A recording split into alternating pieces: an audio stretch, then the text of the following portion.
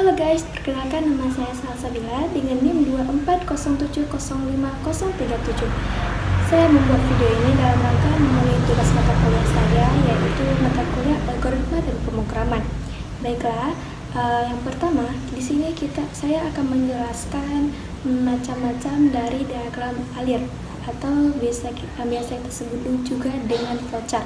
Flowchart ini terbagi kepada beberapa macam jenis, tergantung tujuan si penggunanya juga. Yang pertama ada flowchart system. Flowchart system ini dia menggambarkan alur kerja sistem dari keseluruhan, baik secara manual maupun secara otomatis. Yang kedua ada flowchart dokumen. Flowchart dokumen ini menjelaskan alur dokumen atau formulir dalam suatu sistem. Dia digunakan dalam pengendalian dokumen dan audit. Yang ketiga ada flowchart proses. Flowchart proses ini memperlihatkan langkah-langkah dalam suatu proses bisnis atau operasional, sering digunakan dalam analisis efisiensi kerja atau memproduksi. Yang keempat ada flowchart program. Flowchart program ini menggambarkan urutan logika dari program komputer atau logika. Biasanya flowchart program ini digunakan oleh programmer sebelum menulis kode. Yang kelima ada flowchart skematik.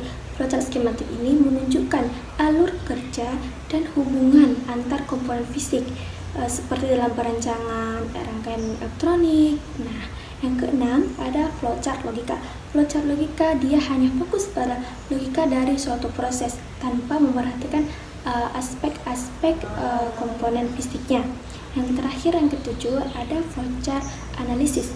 Flowchart analisis ini menggambarkan rincian semua langkah dalam proses secara terperinci.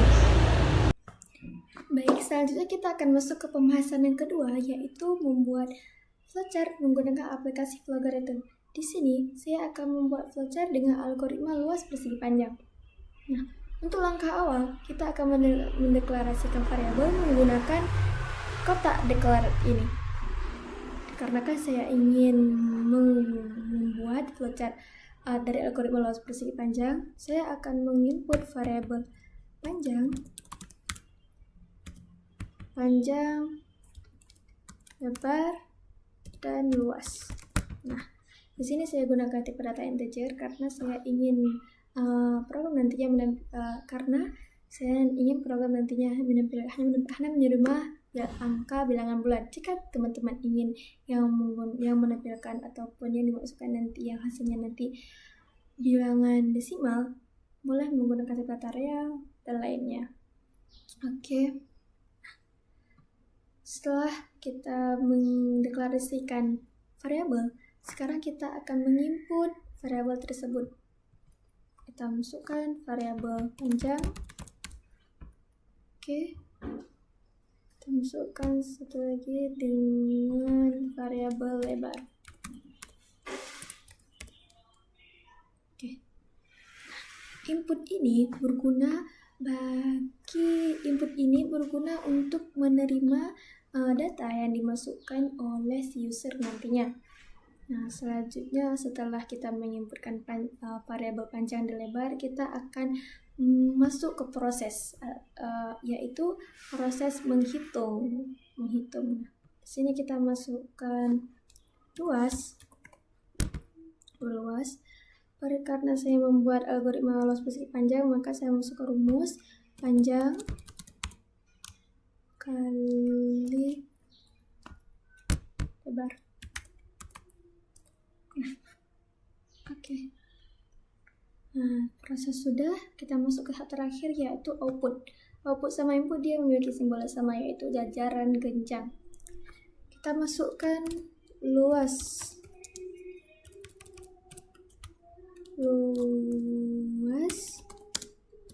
persegi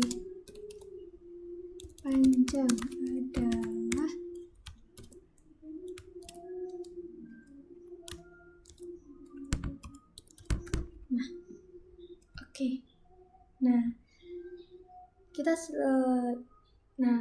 outputnya sudah siap, kita jalankan. Nah, dia akan meminta untuk nilai panjang. Kita masukkan semisal angka 6. Setelah kita masukkan angka lebar. Nah, di sini dia akan meminta lebar. Nah, di sini lebar, maka kita masukkan lebarnya misal 8. Oke. Nah, dia akan setelah menghitung dia langsung menampilkan luas persegi panjang adalah 48 dari proses penghitungan tadi 6 kali 8 sama dengan 48. Nah, begitu. Kira sudah paham ya? Sudah, insya Allah sudah paham pasti. Nah, selanjutnya kita akan masuk ke pembahasan selanjutnya, pembahasan ketiga. Oke, untuk flowchartnya sampai di sini kita akan masuk pembahasan yang ketiga. Nah, baik, selanjutnya kita akan masuk pembahasan yang ketiga, yaitu membuat flowchart pada web Lucidchart online. Di sini saya akan membuat flowchartnya dengan algoritma luas persegi panjang juga. Nah, pertama, kita akan memulai programnya dengan menggunakan simbol Terminator ini. Nah, letakkan dia paling atas. Kita namakan dengan boleh juga kawan-kawan. Mulai. Oke. Mungkin mulai boleh juga. Mulai. Nah, setelah memulai program, selanjutnya kita akan mendeklarasikan drivernya. Sebenarnya di Lucidchart ini kita bisa untuk tidak mendeklarasikan programnya, karena di sini tidak ada fitur untuk menjalankan atau mengecek apakah program ini sudah benar atau ada error. Nah, tapi di sini kita akan membuat deklarasinya menggunakan kotak persegi ini untuk supaya lebih paham variabel mana yang akan variabel apa saja yang akan kita gunakan untuk menghitung persegi panjang nantinya. Nah, di sini saya akan mendeklarasikan deklarasi variabel P panjang, luas dan lebar dan luas ya, luas. Oke. Luas. Nah, setelah mendeklarasikannya, kita akan menginput ya. Kita gunakan simbol jajaran genjang. Nah, kita input nilai pertamanya adalah variabel pertamanya adalah panjang P. Variabel keduanya yang akan kita input yaitu input lebar dan selanjutnya kita masuk ke proses ya. Proses kita juga gunakan ini kotak. Sebetulnya ini emang simbol daripada kotak untuk sebagai proses. Cuma di sini karena kita gunakan di sini, cuma karena kita buat di Lucidchart, kita bisa mendeklarasikan juga dengan simbol kotak. Nah, persegi. Di sini kita masukkan prosesnya berupa perkalian ya, berupa rumus dari persegi panjang P kali lebar.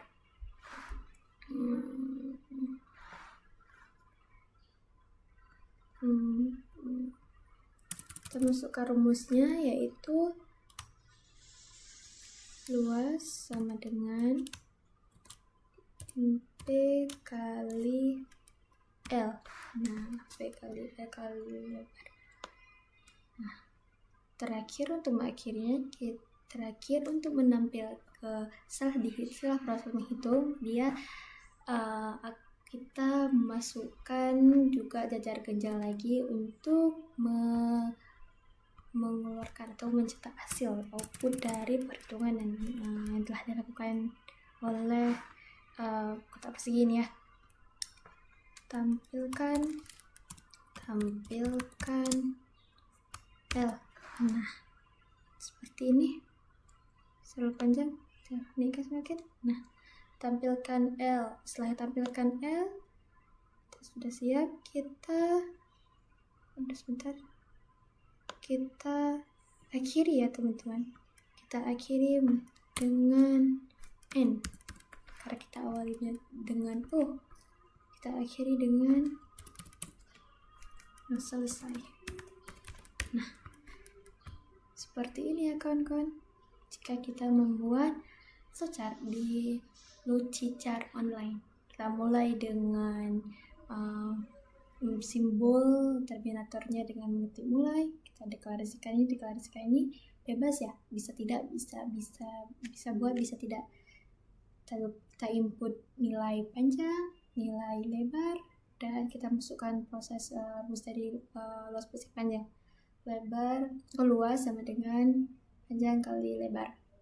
Itu kita tampil. Setelah itu kita output dari lebar.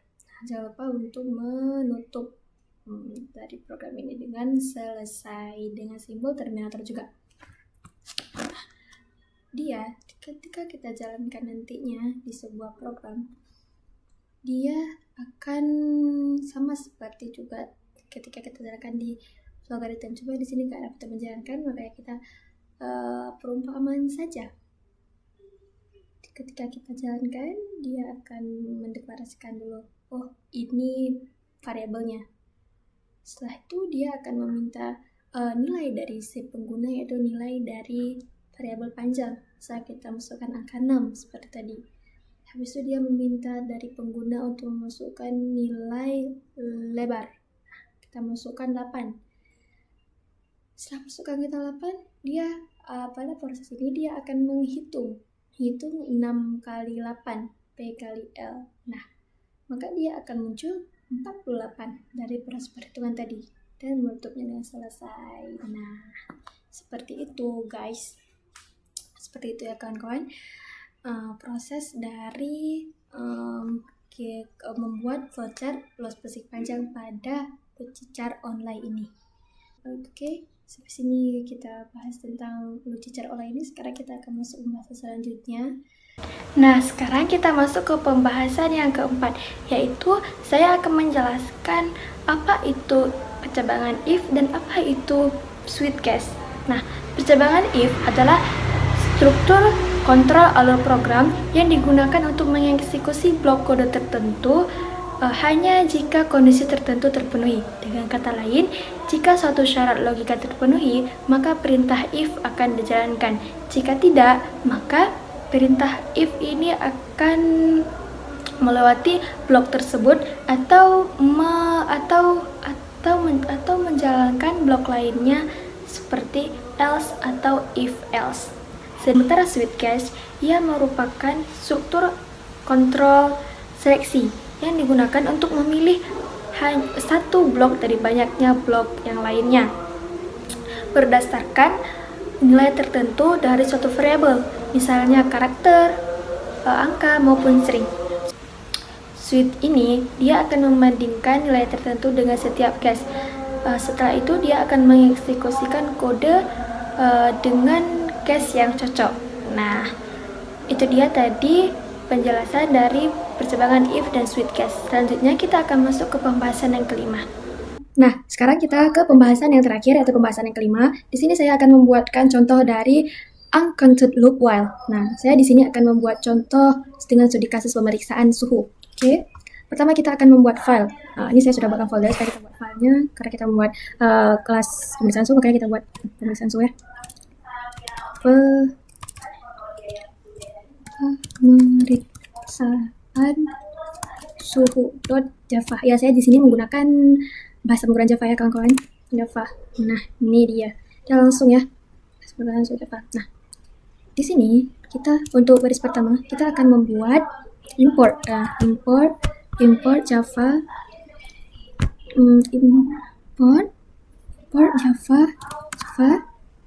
sebentar. Import Java til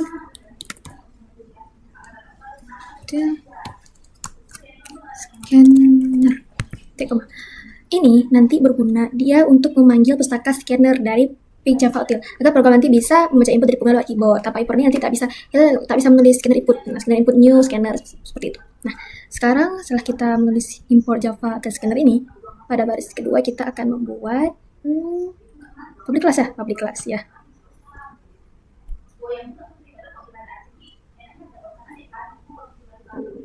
class.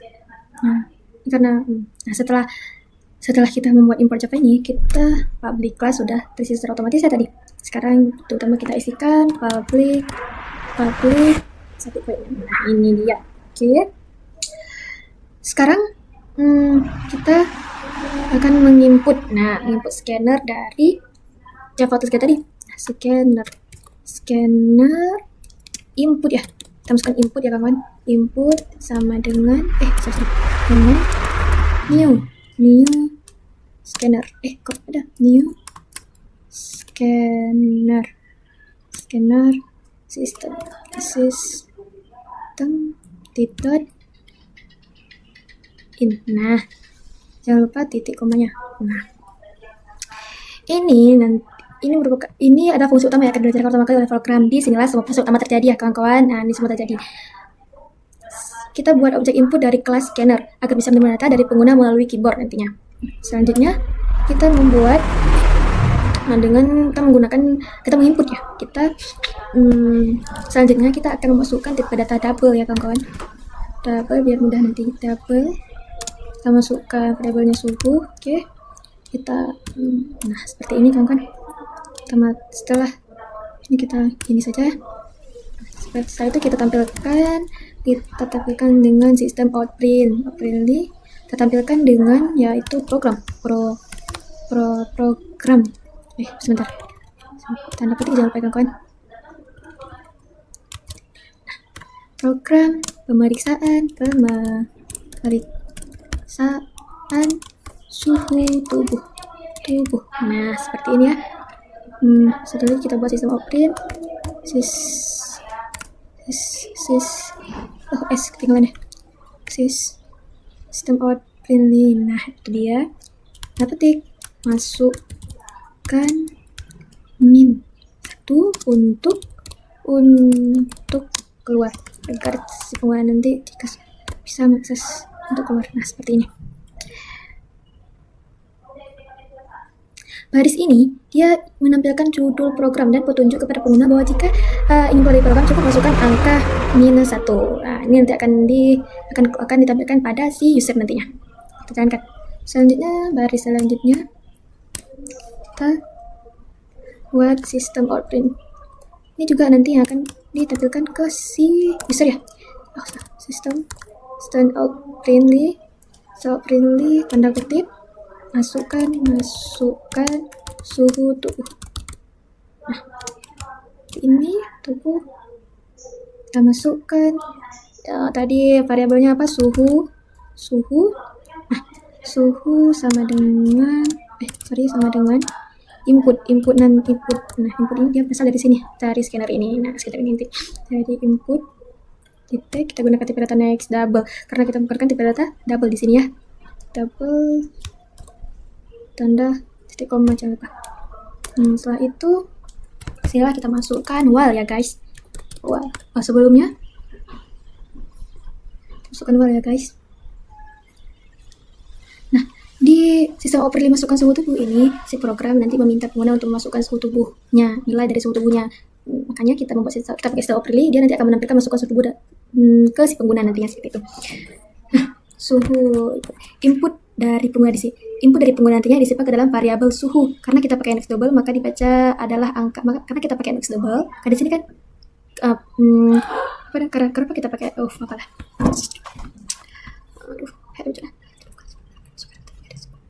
input dari pengguna nantinya disimpan ke dalam variabel suhu. Karena kita pakai index double, makanya dibaca nanti adalah angka desimal. Aku gunakan index double ini karena kita juga pakai di sini tipe data double. Tipe data yang nanti akan menampilkan nilai yang desimal. Oke. Selanjutnya kita masukkan ke while. Nah, while kita masukkan dulu suhu tidak sama dengan ini seolah dia bertanya apakah suhu tidak sama dengan -1 seperti itu. Iya, seperti ini kawan-kawan. Kita tutup dengan while seperti ini. Nah, selama nilai dimasukkan oleh user bukan -1, program akan terus berjalan memberikan satu suhu. Ini yang disebut dengan counter loop karena jumlah peluangnya tidak pasti tergantung input dari si pengguna nantinya seperti itu. Sekarang kita masukkan kondisinya. If suhu, jika suhu si user nanti kurang dari 35, maka dia akan menampilkan sistem optimnya, menampilkan status hipoteknya, hipotermia, hipotermia.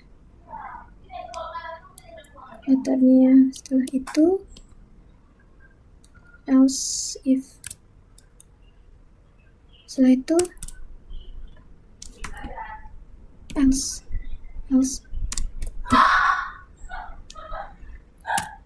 if-nya kita masukkan jika suhu si user nantinya lebih besar dan lebih besar dari 37,5,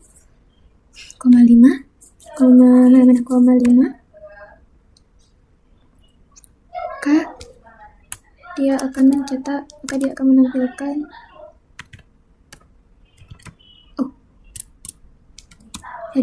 menampilkan status normal,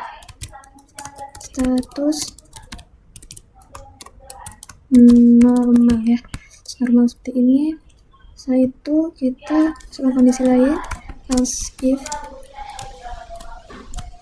yang lain. Di sini kita masukkan suhu tubuhnya lebih besar dari 39, kurang 9, maka sistem akan menampilkan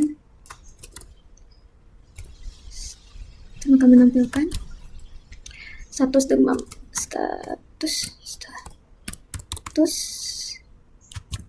ya guys ya, demam ringan tinggi. Misalnya kita masukkan kondisi satu lagi, jika semua kondisi di atas tidak ada pada si pengguna ketika masukkan, maka sistem akan menampilkan status. Jika dia membuat angka lebih daripada di atas, maka status yang akan ditampilkan oleh sistem yaitu demam tinggi. Nah, seperti ini guys ya. Nah, seperti ini. Blok inilah yang menjadi pertimbangan untuk mengecek suhu tubuh. Jika suhu nanti kurang dari 35, maka yang akan ditampilkan oleh sistem itu status hipotermia. Jika kurang dari 7,5, maka sistem akan menampilkan status normal. Dan jika kondisi lain, jika user memasukkan suhunya 39, maka sistem akan menampilkan status demam ringan. Dan terakhir, jika lebih atau sama dengan 39, maka jika nanti user memasukkan nilai lebih atau sama dengan 39, maka dia akan menampilkan demam tinggi. Nah, seperti itu. Selanjutnya kita masuk ke baris 23 ya. Masuk kedua. Sini kita akan mencetak sistem outprint. Sistem outprint tanda kutip, masukkan suhu tubuh.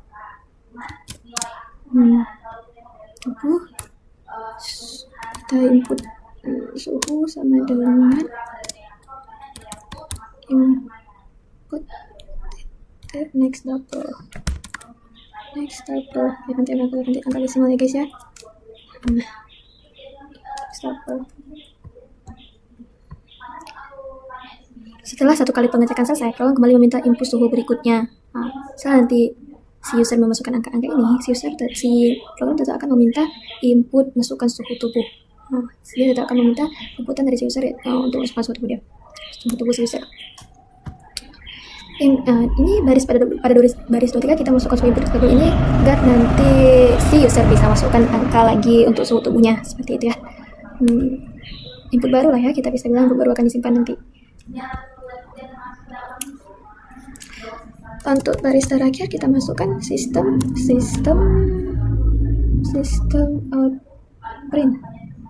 outprint. Tanda kutip program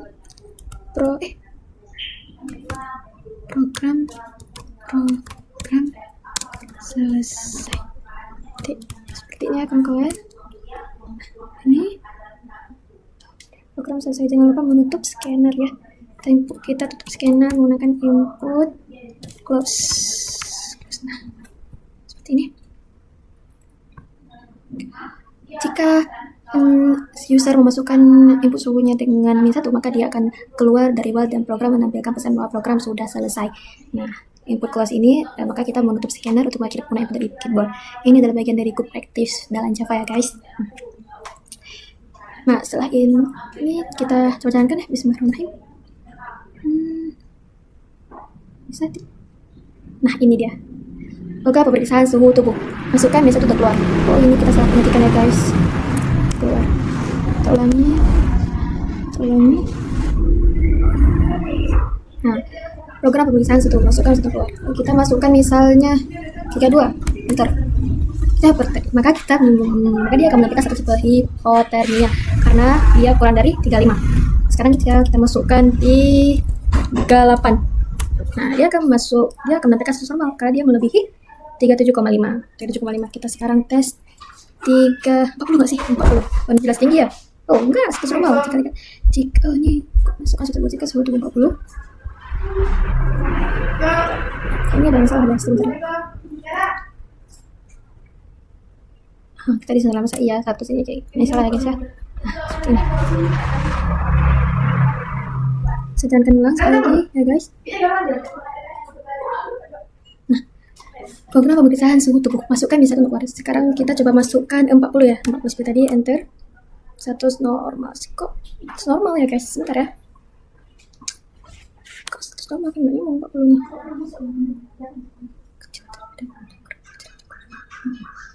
Ya sudah betul ya guys ya, jika 40 berarti status normal karena dia akan lebih status normal karena kita di sini memasukkan lebih besar daripada jumlah kali status normal.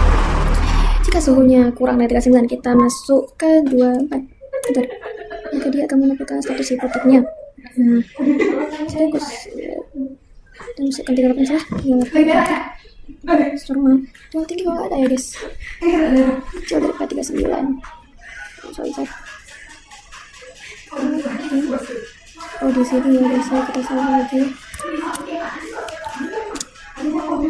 Tahu ya guys ya. Coba kita jalankan. Nah, di sini dia menampilkan program pemeriksaan suhu tubuh. Masukkan bisa untuk keluar. Nah, jika kita masukkan di sini 34, maka dia akan menampilkan status hipotermia karena dia lebih kecil daripada 35. Nah, jika kita mengerti 36. Nah, maka dia akan menampilkan status normal kalau dia akan lebih kecil daripada 35. Sekarang jika kita tampilkan 38 ya guys, 38. Nah, ini dia akan menampilkan demam tinggi dikarenakan demam ringan ya. Maaf ini salah pengetikan lagi. Demam ringan. Jika kita melebihi bisa kita masukkan 50. Enter. Maka dia secara jelas ya 50 suhu dia akan menampilkan suhu demam tinggi. Nah, dia bisa menampilkan masukkan suhu tubuh. Kenapa? Karena dia baru program akan berhasil jika kita masukkan -1. Sebagai status -1. Kalau selesai baru dia akan selesai seperti itu ya guys ya. Jadi inilah contoh penggunaan perulangan tak terhitung atau on terhitung menggunakan nilai dalam Java. Cocok digunakan ketika jumlah penggunaan tidak diketahui sebelumnya, misalnya ketika menginput dari pengguna seperti itu. Nah, itu dia tadi pembahasan yang saya jelaskan mulai dari objektif logaritma, apa itu percobaan dan lainnya. Semoga video ini bermanfaat untuk semua. Sekian dari saya.